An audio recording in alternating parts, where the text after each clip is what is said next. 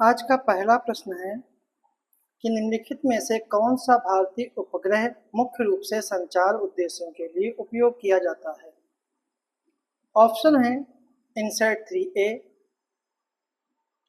दूसरा है रीसैट 2, तीसरा है कार्टोसैट 1 और डी ऑप्शन है चंद्रयान 2।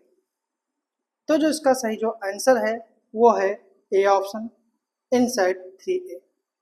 इनसैट 3A और इनसैट श्रृंखला जो है वो संचार उपग्रह से संचार उद्देश्यों से संबंधित है और एक संचार उपग्रह है। इनका उपयोग टेलीविजन टेलीकॉम प्रसारण के लिए किया जाता है। रीसैट और कार्टोसैट जो हैं ये पृथ्वी अवलोकन के लिए हैं। ठीक है। चंद्रयान 2 जो है वो अंतरिक्ष की खोज या अंतरिक्ष अन्वेषण मिशन से संबंधित है। तो सही आंसर जो है वो ए ऑप्शन।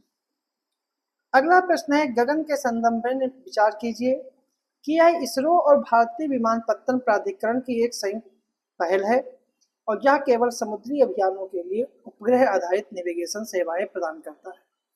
तो निम्नलिखित में से कौन सा कथन सही है?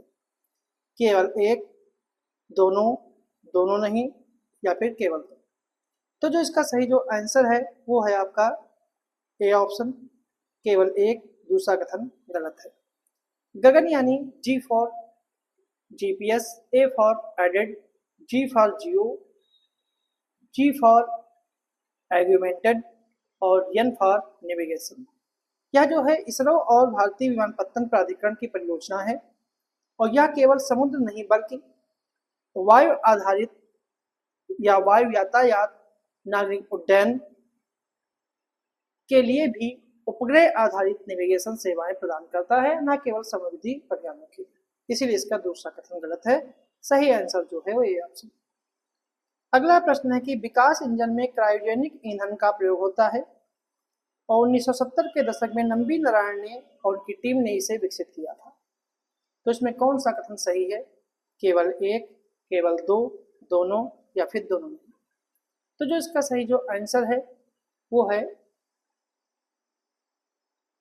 बी ऑप्शन केवल दो।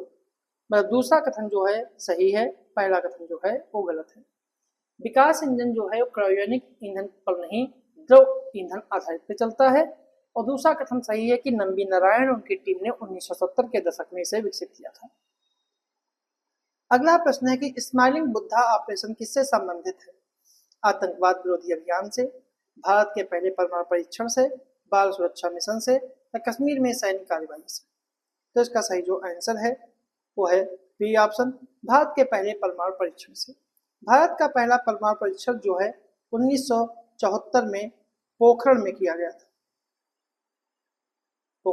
था और पोखरण जो है वो राजस्थान में। अगला प्रश्न है अल्ट्रा पाल्मोनरी टीबी यानी ईपीटीबी शरीर के किस भाग को प्रभावित करती है? केवल फेफड़े, केवल त्वचा, फेफड़ों को छोड़कर अन्य अंगों को या फिर केवल आंखें। तो जो इसका सही जो आंसर है वो आपका है सी ऑप्शन फेफड़ों को छोड़कर अन्य अंगों को। क्योंकि सामान्य जो टीबी होती है वह उसमें फेफड़े संक्रमित होते हैं, लेकिन एक्स्ट्रा पाल्मोनरी टीबी में फेफड़ों को छोड़कर अन्य अंग प्रभावित होते हैं, जैसे मस्तिष्क हो गया, आंख हो गई और लिम्फ नोड्स आदि हो गए। अगला प्रश्न है ट्रोकोमा किस प्रकार का रोग है? वायरल संक्रमण, फंगल संक्रमण, बैक्टीरियल संक्रमण या अनुवांशिक रोग। तो जो इसका सही जो आंसर है वो आपका है सी ऑप्शन बैक्टीरियल संक्रमण। ट्रोकोमा एक बैक्टीरियल संक्रमण है, ठीक है, जो जीवाणु के कारण होता है। अगला प्रश्न है कि जीनोम एडिटिंग के उपयोग क्षेत्र कौन कौन से हैं? चिकित्सा अनुसंधान, रक्त कैंसर का उपयोग, कृषि फसलों का सुधार और अंतरिक्ष यात्रा। तो कूट के आधार पर चयनित करना है 1 2 3 1 4 2 3 4 या 1 2 3 4। तो जो इसका सही जो आंसर है वो आपका है ए ऑप्शन 1 2 3 कि जीनोम एडिटिंग का प्रयोग जो है चिकित्सा अनुसंधान में होता है, रोग उपचार में होता है, रक्त कैंसर में भी होता है और कृषि और मछली पालन में भी होता है, लेकिन अंतरिक्ष यात्रा से इसका कोई लेना देना नहीं है, इसलिए सही आंसर जो है इसका ए ऑप्शन है। अगला प्रश्न है, निम्नलिखित कथनों पर विचार कीजिए कि वन गेम वन एंजाइम सिद्धांत अनुवांशिकी में क्रांति लाने वाला सिद्धांत था। दूसरा कथन है, इसे जॉर्ज बीडल और एडवर्ड टैटम ने प्रतिपादित किया था। तो कौन सा कथन सही है? केवल कथन एक सत्य है, केवल दो सत्य है, दोनों सत्य हैं या दोनों असत्य हैं? तो जो इसका सही जो आंसर है वो आपका है सी ऑप्शन, इसके दोनों कथन जो हैं वो सत्य हैं। यह सिद्धांत अनुवांशिकी और बायोकेमिस्ट्री के क्षेत्र में मील के पत्थर साबित किया जाता है। जॉर्ज बीडल और एडवर्ड टैटम ने यह सिद्ध किया था कि एक जीन एक विशिष्ट एंजाइम के निर्माण को नियंत्रित करता है। अगला प्रश्न है, निम्नलिखित में कौन से कोशिकांगों में डीएनए पाया जाता है? माइटोकॉन्ड्रिया, क्लोरोप्लास्ट, गाल्जी काय, केंद्रक। तो कूट के आधार पर चयनित करना है, 1 और 2, 2 3, 1 2 4 या फिर 1 2 3 4। तो जो इसका सही जो आंसर है वो आपका है सी ऑप्शन, 1 2 4। माइटोकॉन्ड्रिया, क्लोरोप्लास्ट और केंद्रक में माइटोकॉन्ड्रिया डीएनए पाया जाता है, लेकिन गाल्जी काय में जो है वो इसमें डीएनए जो है वो नहीं पाया जाता है। तो इसका सही जो आंसर है वो सी ऑप्शन। अगला प्रश्न है कि निम्नलिखित कथनों में विचार कीजिए। पहला है, टेरिडोफाइट्स में बीज होते हैं और जिम्नोस्पर्म में बीज नग्न होते हैं। तो कौन सा कथन सही है? केवल एक, केवल दो, दोनों या फिर दोनों गलत हैं? तो जिसका सही जो आंसर है वो है आपका बी ऑप्शन, केवल बी सही है कि जिम्नोस्पर्म में बीज होते हैं लेकिन ये बीज नग्न होते हैं, और टेरिडोफाइट्स में बीज नहीं होते हैं, ये बीज रहित संवहनी पौधे होते हैं, इसलिए इसका सही आंसर जो है वो बी ऑप्शन है। अगला प्रश्न है, नीचे दिए गए कथन और कारण है कि कथन है कि कवक में प्लास्टिड नहीं पाए जाते हैं और कवक प्रकाश संश्लेषण नहीं करते हैं। तो कौन सा कथन सही है? तो ए आर दोनों सही हैं, आर ए की सही व्याख्या करता है। ए आर दोनों सही हैं, आर व्याख्या नहीं करता है। ए सही है परंतु आर गलत है, ए गलत है परंतु आर सही। तो इसका सही जो आंसर है वो है ए ऑप्शन, इसके दोनों कथन सही हैं और आर ए की सही व्याख्या करता है। अगला प्रश्न है कि सूचीबद्ध और सूचित को सम्मिलित करना है। संरचना और उदाहरण, जैसे कंद कौन है, सरकंद कौन है, धनकंद कौन है, प्रकंद कौन है?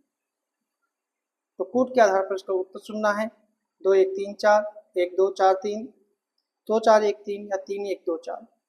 तो इसका सही जो आंसर है, जो कंद है, कंद आलू है, सलकंद प्याज और लहसुन को कहते हैं, धनकंद अरबी होती है और प्रकंद हल्दी और अदरक होती है। तो सही आंसर जो है ए ऑप्शन है, 2 1 3 4। अगला प्रश्न है कि निम्नलिखित कथनों पर विचार कीजिए। पहला है कि नारियल अष्टफल है, उसका खाने योग्य भाग धूल कोष है। दूसरा है, अनार का खाने योग्य भाग बीज चोल होता है। और तीसरा है, केला एक बेरी फल है, इसको खाने योग्य भाग मध्य और अंतःफल होता है। चौथा है, आम में खाने योग्य भाग पुष्पासन होता है। तो इसमें सही उत्तर चुनना है, 1 2 3, 2 4 1 3 और 1 3 4। तो जो इसका सही जो आंसर है वो आपका है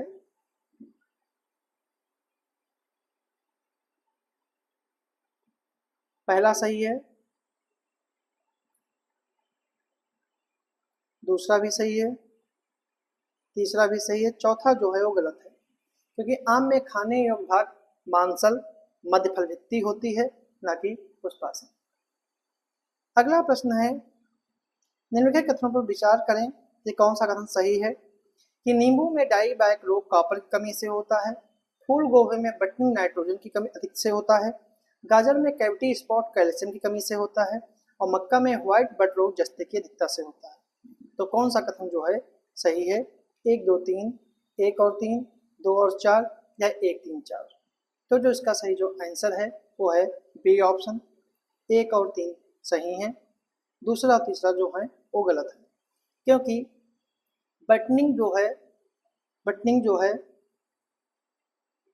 फूल गोभी में बटनी रोग जो है वो नाइट्रोजन की अधिकता से नहीं होता है, नाइट्रोजन की कमी से होता है।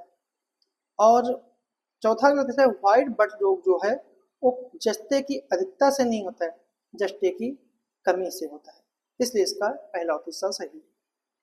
अगला प्रश्न है प्रकाश संश्लेषण के क्रिया में बने ग्लूकोज में ऑक्सीजन कहाँ से आती है? जल से, वातावरण से, CO2 से या क्लोरोफिल से? तो इसका सही जो आंसर है वो आपका है CO2 से। CO2 के अणु से C और O मिलकर ग्लूकोज का निर्माण करते हैं। ग्लूकोज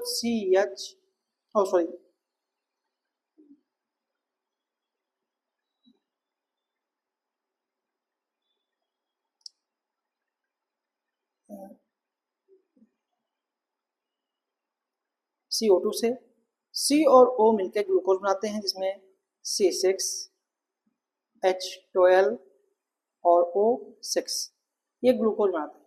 इसमें O2 जो ऑक्सीजन जो है वो O2 से आती है। अगला प्रश्न है कि निम्नलिखित युग्मों पर विचार कीजिए कि पड़पार को रोकना ऑक्सीजन हार्मोन्स का काम है, जड़ों में वृद्धि इंडोल ब्यूटायरिक अम्ल का काम है, दृढ़ता रोकना साइटोकाइनिन का काम है, सतर्कता बनाए रखना एब्सिसिक अम्ल का काम है। तो इनमें कौन सा जो है कितने युग्म सही सम्मिलित हैं? 1 2 3 4, 1 और 3, 2 3 4 या फिर 1 2 3? तो जो इसका सही जो आंसर है, ठीक है, वो है ए ऑप्शन, कि इसके सभी जो हैं वो सम्मिलित हैं। तो ये थे हमारे आज के कुछ प्रश्न विज्ञान से।